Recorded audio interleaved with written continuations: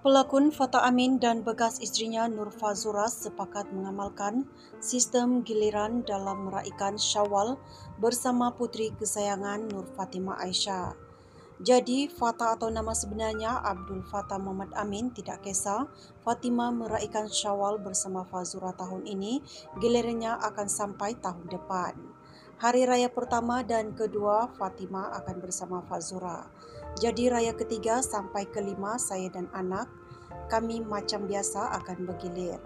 Jadi tahun ini dengan Fazura dulu dan tahun depan saya pertama dan kedua bersama saya, katanya.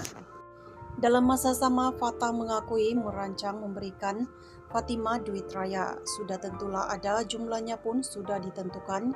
Ini pun saya mahu pergi shopping raya dengannya, katanya ketika ditemui pada majlis berbuka puasa keluarga itu di Ladobai The Lake baru-baru ini.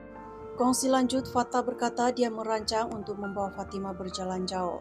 Bagaimanapun memerlukan persetujuan Fazura. Sebelum ini saya bawa Fatimah jalan dekat-dekat sahaja, mungkin luar negara. Tapi sudah tentu kena berbincang dengan Fazura. InsyaAllah doa yang baik-baik, katanya. Bakal meraihkan Syawal bersama keluarga di Perak. Fatah berkata dia mengosongkan jadual selama seminggu untuk berehat. Tahun ini saya akan balik Perak pada hari raya pertama dan kedua, insya-Allah. Saya mungkin cuti selama seminggu sebab nak kena habiskan komitmen sebagai duta produk dan sebagainya. Saya tanda tangani kontrak bukan untuk hari raya sahaja, jadi saya tak boleh cuti lama, katanya.